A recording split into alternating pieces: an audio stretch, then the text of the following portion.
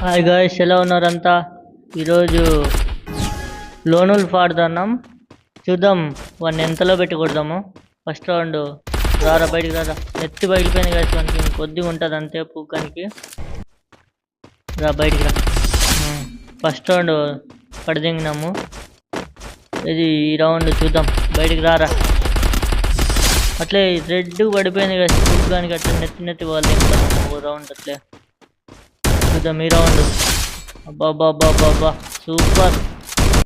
నోట్లోకి మట్టి పెట్టి కొడుతున్నాం గాయస్. పాపం వాడు అనుకుంటాంటారు ఎవరో వీడు ఇట్లా పోయారు అనుకుంటారు.